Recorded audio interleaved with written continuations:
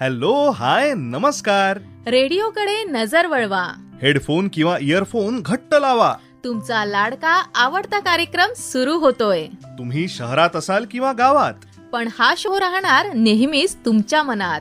तर मी श्यामली आणि मी शंतनू घेऊन आलोय शहराशी शेतीची नाळ जोडणारा आपलाच आवडता शो फार्म टू सिटी.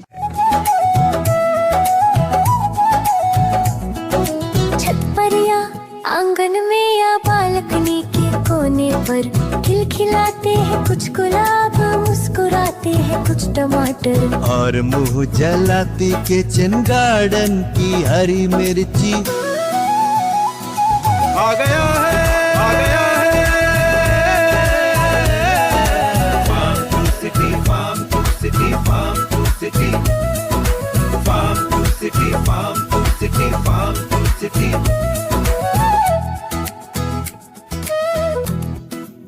या कार्यक्रमाचे प्रायोजक आहेत कृषी आणि शेतकरी कल्याण मंत्रालय, भारत सरकार. काय युवा मित्रांनो, दिवसभर सोशल मीडियावर रील्स स्क्रोल करून कंटाळा आला असेल ना? अरे मग स्क्रीन थोडी बाजूला ठेवा आणि फक्त ऑडिओची मजा घ्या. कारण आज या कार्यक्रमात अशा विषयाची चर्चा होणार आहे जी आपल्या शहराच्या शैक्षणिक क्षेत्रापासून तर सरळ आपल्या काळ्या मातीशी आणि मुळाशी जोडलेला आहे. उत्सुकता तर माझीही वाढली आहे. पण खरंच श्यामली, आजच्या पिढीला वाटतं की मातीचा सुगंध म्हणजे पाऊस पडल्यावर येणारा वास. पण मित्रांनो, त्याच मातीत घाम गाळून आपलं पोट भरणाऱ्या आपल्या बळीराजाची आणि शेतीची काय जादू सुरू आहे ना, याची माहिती तुम्हाला असायलाच हवी. शेतीप्रती आपले विचार स्मार्ट पद्धतीने वळवायलाच घेऊन आलोय आपला आवडता शो म्हणजेच फार्म टू सिटी.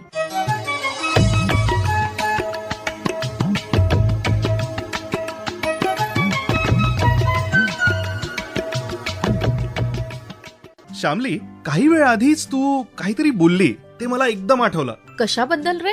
असा कुठला तरी विषय ज्याने आपण आपल्या मुळापर्यंत पोहोचू, असंच काहीतरी बोललीस ना? वा शंतनू, एक गोष्ट तर मानावी लागेल बरं, दिवसेंदिवस तुझी बुद्धी तल्लख होत चालली आहे. हा अगं म्हणजे काय हे, पण तू विषय नको बदलूस. हा अरे बाबा हो, आपण अशा विषयाबद्दल बोलणं सुरूच नाही केलंय, तर विषय बदलू कसा सांग बरं? ए, तू मला कोड्यात नको पाडूस. हा अगं किती सस्पेन्स ठेवतेस, पटकन सांग ना. बरं मला एक सांग, हा, आपण शिक्षण का घेतो? चांगली नोकरी मिळवायला. करेक्ट. आणि नोकरी का करतो? चांगला पगार मिळवायला. बरोबर. आणि पगार का कमावतो? अगं ऑफकोर्स चांगलं आयुष्य जगायला. अगदी बरोबर. समजा तुला हे सगळं मिळालं. सगळं मिळालं? समजा म्हटलं मी. ठीक आहे, बोल. समजा तुला हे सगळं मिळालं, तर तू हे सगळं सोडून काही दुसरं करशील? ए, तुला काही वेळ लागलाय का? एवढं सगळं मिळाल्यावर कोण सोडून जाणार आहे सगळं? मला वाटलंच तू हेच म्हणशील. पण जर मी तुला एका अशा व्यक्तीशी भेट घालून दिली ज्याला हे सगळं मिळून सुद्धा केवळ शेतकरी मित्रांच्या हितासाठी त्यांनी स्वतःचं साम्राज्य उभं केलं, तर तुला विश्वास बसेल? काय सांगतेस श्यामली? अगं कोण आहे ती व्यक्ती? सांगते, सगळं सांगते. तू एका आश्चर्यजनक व्यक्तीबद्दल मला सांगत होतीस, ज्यांनी एक चांगल्या पगाराची नोकरी सोडली आणि शेतकऱ्यांच्या हितासाठी उद्योजक बनून आपलं साम्राज्य उभं केलं. येस. तर आता तुझी आणि आपल्या श्रोत्यांची उत्सुकता जास्त ताणत नाही. त्यांची शेती, त्यांच्या उद्योगाची कहाणी खुद्द त्यांच्याच कडून ऐकूया की. हो हो, नक्कीच, का नाही. चला तर श्रोते हो, आज फार्म टू सिटी कार्यक्रमात भेटूया शेती उद्योजक सुनील कोंडे यांना आणि जाणून घेऊयात त्यांच्या जीवन प्रवासाबद्दल.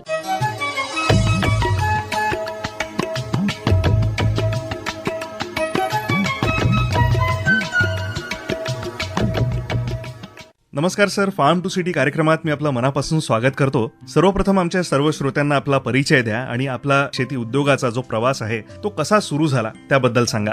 नमस्कार, मी सुनील मारुतराव कोंडे, कृषी उद्योजक. माझं शिक्षण MSc कृषी कीटकशास्त्र, MBA, PGD HRM हे झालेलं असून माझ्या डोक्यात असं आलं की आपण जे काही शिक्षण घेतलेलं आहे या शिक्षणाच्या अनुषंगाने आपल्याला काही उद्योग उभे करता येईल का, आणि त्या उद्योगातून स्वतःचा तर फायदा होईल परंतु समाजात आणि जो काही शेतकरी आहे यासाठी आपल्याला काही करता येईल का, असं एक मनात सतत येत होतं. त्याच माध्यमातून मी कृषी अनुसंधान केंद्र नागपूर, HNPV आणि ट्रायकोग्रामा कसं तयार करावं याबाबत मी प्रशिक्षण घेतलं. मी काम करून HNPV आणि ट्रायकोग्रामा कार्ड तयार करून आम्ही ते शेतकऱ्यांपर्यंत पोहोचवण्याचं काम करत होतो. पण श्यामली, माझ्या तर डोक्यातच आलं नसतं की नोकरी मिळवून सुद्धा आपण व्यवसाय सुद्धा करू शकतो. तुमच्या आमच्यासाठी आदर्श मिळावा म्हणूनच तर आपण असे तज्ञ पाहुणे आपल्या कार्यक्रमात बोलवत असतो ना. चला तर मग सुरू ठेवूया तज्ञ सुनील कोंडे यांच्या सोबतची बातचीत. सर, आपण आपला प्रवास सांगितलात, तर आम्हाला असं सांगा की आपल्याला आव्हाने काय होते आणि आपल्या शिक्षणाचा त्यात कसा फायदा झाला. त्यावेळेस फार परिश्रम घ्यावे लागत होते. शेतकऱ्यांच्या बांधावर शेतावर जाऊन ज्या कपाशीवर येणाऱ्या जी काही बोंडअळी होती, तुरीवर येणारी अळी किंवा चण्यावर येणारी घाटी अळी, यांना प्रत्येक डबीमध्ये जमा करून त्यांना खाऊ घालून जी काही त्याची प्रक्रिया असेल ते सगळं करून HNPV तयार करावं लागत होतं. आणि असं सतत मी जवळपास 3 वर्षापर्यंत हा उद्योग केला. आणि हा उद्योग करत असतानाच शासकीय नोकरीचं ऑफर आली. घरच्यांच्या सांगण्याप्रमाणे परत मला शासकीय नोकरीमध्ये जावं लागलं. पण शासकीय नोकरीत जात गेल्यानंतर जे मनात एक बिंबलं होतं की आपण उद्योग करायलाच पाहिजे, तरी मी शासकीय नोकरी करत असताना तिथे जे काही कामं केले, तर दवयोगाने मला कृषी चिकित्सालय गोंडखेरी या ठिकाणी माझी नोकरी सुरू झाली आणि मला तिथे शेतीविषयक भरपूर काही डेमॉन्स्ट्रेशन्स कामे करण्याची संधी मिळाली. आणि जे काही मी मनात ठाणलेलं होतं ते उद्दिष्ट पूर्ण करण्यासाठी मला अनायासे ती संधी उपलब्ध झाली. आणि मी कृषी चिकित्सालयामध्ये शेतकऱ्यांना विविध विषयावर मार्गदर्शन, प्रत्यक्ष शेतामध्ये अनुभव आणि तिथे जे काही प्रात्यक्षिक करत होतो त्याचा मला माझ्या जीवनासाठी फायदा झाला. हेच करत असताना मी तिथे सुद्धा HNPVचं उत्पादन, ट्रायकोग्रामा कार्डचं उत्पादन, इव्हन निंबोळी पावडरचं उत्पादन, असे विविध उत्पादने मी शेतीविषयक करून आणि शेतीमध्ये जे काही पिकत असेल नाविन्यपूर्ण बाबी, गांडूळ खत असे सगळे उपक्रम राबवून त्या कृषी चिकित्सालयाला महाराष्ट्रामध्ये प्रथम क्रमांकाचा दर्जा देण्याचं काम या नोकरीच्या वेळेस मी केलेलं आहे. एक 8 वर्ष नोकरी करून सन 2005 मध्ये मी शासकीय नोकरीचा राजीनामा देऊन परत व्यवसाय सुरू करण्याचं ठरवलं. हा व्यवसाय सुरू करत असताना शासकीय नोकरीमध्ये अॅग्रो पॉलिक्लिनिक मध्ये मला जे काही नॉलेज मिळत होतं, जे काही शेतकऱ्यांसोबत मला हितगुज करण्याची संधी मिळाली होती, ज्यापासून मला एक माझ्या मनामध्ये हिंमत निर्माण झाली होती आणि त्या माध्यमातून मी शेतकऱ्यांना परत एक अॅग्रो कन्सल्टन्सी म्हणजे कृषी विषयक सल्ला हे देण्याचं काम सुद्धा मी केलं. सुरू ठेवूया तज्ञ सुनील कोंडे सरांसोबतची बातचीत. सर, इतके शेतकरी आजच्या तारखेला आपल्यासोबत जुळलेली आहेत, त्याचा आपल्याला काय फायदा झाला याबद्दल सांगा. मी जेव्हा हे कन्सल्टन्सी त्यांना देत होतो त्यावेळेस शेतकरी आपोआपच माझ्यासोबत जुळत होते. मला त्याचा फायदा असा झाला की मी जो काही उद्योग उभा केला या उद्योगामध्ये MIDC कळमेश्वर येथे मी जागा घेतली, तिथे उद्योगाची उभारणी केली आणि उद्योगाची उभारणी करून या उद्योगामध्ये बायो फर्टिलायझर्स, मायक्रोन्यूट्रिएंट्स, ऑर्गॅनिक प्रॉडक्ट्स, सेंद्रिय खते, नीम पावडर किंवा विविध ढेपीपासून तयार करण्याचे पावडर असे असंख्य जे काही जवळपास 25-30 प्रॉडक्ट मी तयार करण्याचा मानस केला. हे तयार करत असताना किती कमी किमतीमध्ये तयार होईल, किती चांगल्या क्वालिटीचं तयार होईल हे डोक्यात संकल्पना ठेवली. चांगल्या प्रतीचं प्रॉडक्ट तयार करून ज्या शेतकऱ्यांपर्यंत मी पोहोचत होतो त्याच शेतकऱ्याच्या माध्यमातून त्यांना हे उत्पादन केलेलं प्रॉडक्ट मी शेतकऱ्यांना देण्याचा प्रयत्न केला. माझं हे जे काही मार्केटिंगची जी स्ट्रॅटेजी आहे डायरेक्ट शेतकऱ्यांना, त्यामुळे आजही माझ्याजवळ हजारो शेतकरी जे काही जुळलेले आहेत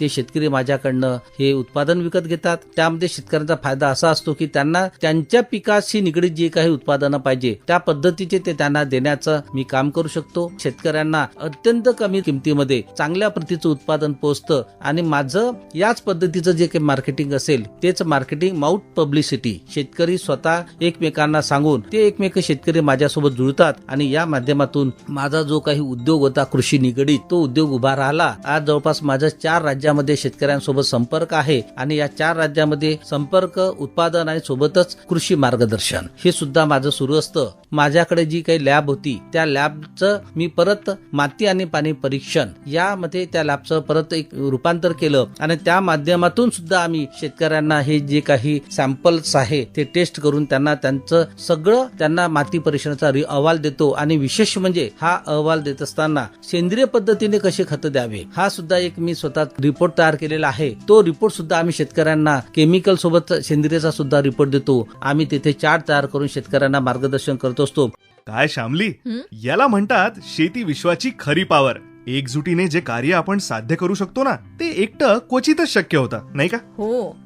सुरू ठेवूया तज्ञ सुनील कोंडे सरांसोबतची बातचीत. आपले जे शेतकरी बांधव आहेत तर त्यांना मार्गदर्शन देण्यासाठी आपण काय करता? सर, सोबतच असं सांगा की याचं आर्थिक गणित एकूणच कसं असतं? या उद्योगाच्या उभारणीमध्ये जवळपास मला 15 ते 20% प्रॉफिट सगळं खर्च वजा जाता आम्हाला मिळतो आणि त्यामधून एक चांगल्या दर्जाचं, चांगल्या प्रतीचं जे काही मला जीवन जगण्यासाठी जे काही पैसा पाहिजे आहे किंवा जे काही मला उद्योग उभारण्यासाठी किंवा परत मला जे काही असेट्स तयार करण्यासाठी निश्चितच चांगलं यश मिळतं. परत माझ्या जवळच 1-2 किलोमीटरवर मी एक 15 एकरची जी जागा होती कृषीची, त्या जागेमध्ये मी विविध शेतकरी विषयक मार्गदर्शनासाठी तिथे मी उद्योग उभे केले, शेती विषयक जे काही मॉडेल्स उभे केले आणि या मॉडेल्स मधून मी शेतकऱ्यांना जे काही शेतामध्ये जे काही आपण शेतकऱ्यांना सांगतो परंतु प्रत्यक्षात माझ्या शेतामध्ये पण दिसायला पाहिजे, या अनुषंगाने असे विविध मॉडेल्स उभे करून मी शेतकऱ्यांना तिथे मार्गदर्शन करत असतो. आणि विशेष म्हणजे मी हे संपूर्ण 15 एकरचा जो काही प्रक्षेत्र आहे, हा प्रक्षेत्र संपूर्ण मी सेंद्रिय पद्धतीने तयार करून मी तिथे विविध पिकांचे उत्पादन, फळांचे उत्पादन आणि त्याची विक्री हे करत असतो. शेतकरी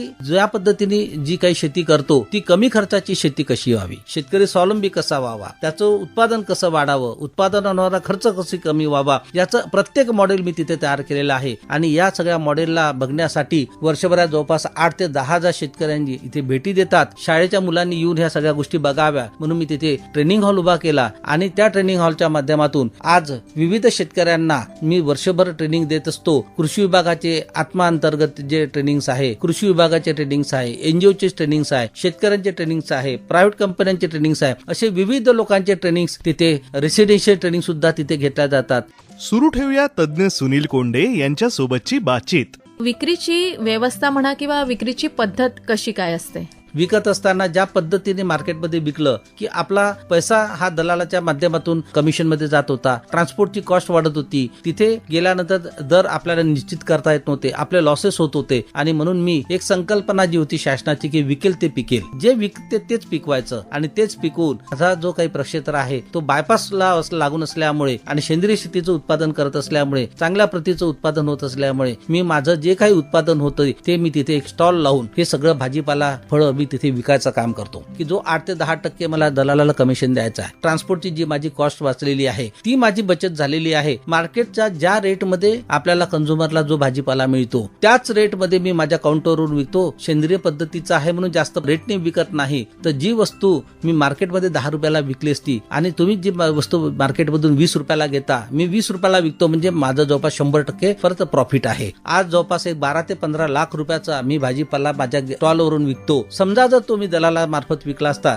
तर मला फक्त 5 ते 7 लाख रुपये मिळाले असते. म्हणजेच मला डबल पैसे मिळाले आणि चांगल्या प्रतीचं जे काही पिकवलेलं आहे, विषमुक्त अन्न शेतकऱ्यापर्यंत पोहोचलेलं आहे, लोकांपर्यंत पोहोचलेलं आहे. दूरदूरचे लोक स्वतः येऊन तिथून ते भाजीपाला विकत घेऊन जातात. त्याच सोबत मी एक ग्रुप तयार केलेला आहे आणि त्या ग्रुपच्या माध्यमातून आम्ही जे काही ऑर्डर्स लोकांना येतात ते सगळे मी माझ्या कारमध्ये आठवड्यातून 1 किंवा 2 दिवस त्या बॅगा मी पॅक करून माझ्या गाडीमध्ये आणतो आणि सगळे जे काही ऑर्डर्स दिलेले लोक आहेत तेवढ्याच लोकांचा ग्रुप तयार करून ते लोक सुद्धा माझ्या इथे येऊन कारमधून आपल्या बॅगा उचलून घेऊन जातात. मला वर्षाचा 1.5 ते 2 लाख रुपये त्यातनं मिळतात. ते लोक का खुश आहेत? त्यांना विषमुक्त अन्न मिळतं, मार्केटच्या रेटने त्यांना भाजीपाला मिळतो आहे आणि मी का खुश आहे? तर मला डबल इन्कम मिळत आहे. सर, यापुढे आम्हाला हे जाणून घ्यायला आवडेल की आपण आपला व्यवसाय कशा प्रकारे वाढवताय. मी गांडूळ खताची विक्री करणं सुरू केली, कंपोस्ट खताची विक्री करणं सुरू केली आणि त्यामुळे काय झालं, मी ते मशरूम तयार करतो त्याची विक्री सुरू केली आणि या माध्यमातून जे काही शेतीला लागणारे इनपुट आहे त्याच शेतीतल्या रिसोर्सेस पासून आपण तयार करून तेच इनपुट आपण शेतकऱ्यापर्यंत पोहोचवण्याचं काम करतो आणि चांगल्या दर्जाचं व्हर्मी वॉश, गांडूळ खत, कंपोस्ट खत हे शेतकऱ्यांना कमी रेटमध्ये देत असल्यामुळे मला तिथनं सुद्धा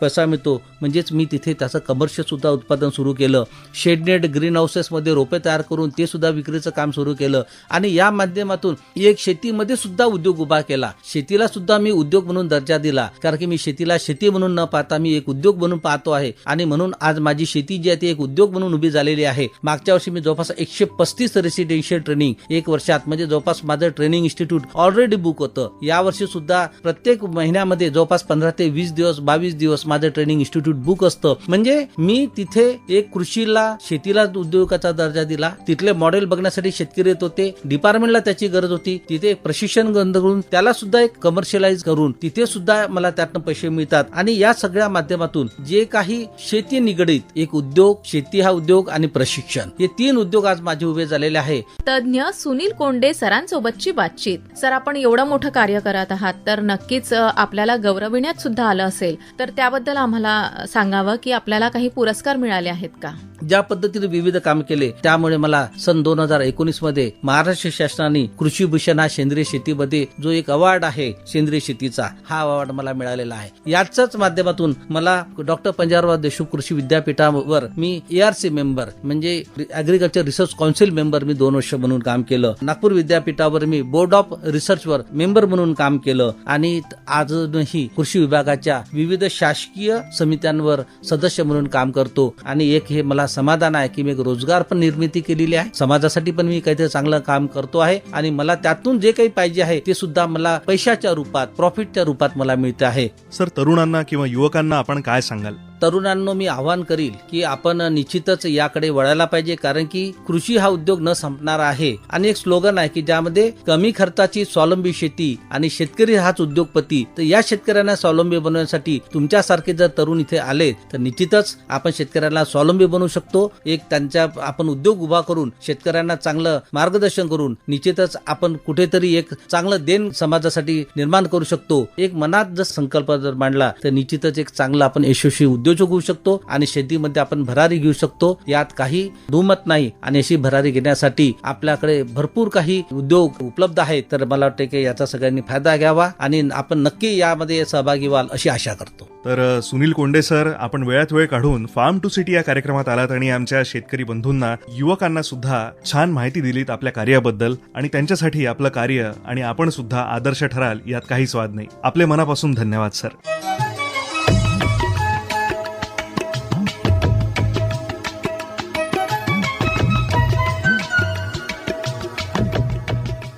वाह श्यामली, खरं तर ही चर्चा संपू नये असंच वाटत होतं. हो ना. सुरक्षित नोकरीच्या चौकटीत आयुष्य काढणं सोपं असतं, पण स्वतःच्या हिमतीवर स्वतःचं विश्व निर्माण करणं ही खरी जिगरबाजपणाची गोष्ट आहे.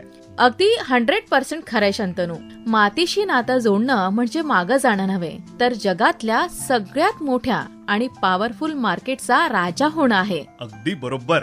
आणि आज आपण बघितलं की लोक फक्त स्क्रीनवर नाही तर थेट शेतात आणि व्यवसायात क्रांती करतायत. पण आता वेळ झाली आहे आपला निरोप घेण्याची. जाता जाता आमच्या तरुण मित्रांसाठी एक छोटीशी टिप. या वीकेंडला मोबाईल थोडा बाजूला ठेवा. तुमच्या जवळच्या एखाद्या गावात जा, तिथल्या मातीचा सुगंध घ्या आणि आपल्या बळीराजाशी 2 शब्द बोलून तर पहा. तुमची सगळी निगेटिव्ह एनर्जी एका क्षणात पळून जाईल, गॅरंटी. तर अशाच एका नवीन भागासह भेटूया पुढच्या बुधवारी. भेटूया एका नवीन विषयासह आणि एका नवीन पाहुण्यासह आपल्याच आवडत्या फार्म टू सिटी कार्यक्रमात. तोवर मी श्यामली आणि मी शंतनू घेतोय तुमची रजा. नमस्कार. या कार्यक्रमाच्या सादरकर्त्या होत्या Sangeeta Araspure. Farm to city, farm to city, farm to city, farm to city, farm to city.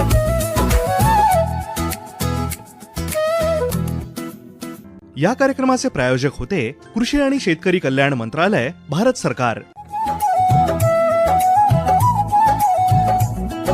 छत पर या आंगन में या बालकनी के कोने पर खिलखिलाते हैं कुछ गुलाब, मुस्कुराते हैं कुछ टमाटर, और मुंह जलाते किचन गार्डन की हरी मिर्ची. आ गया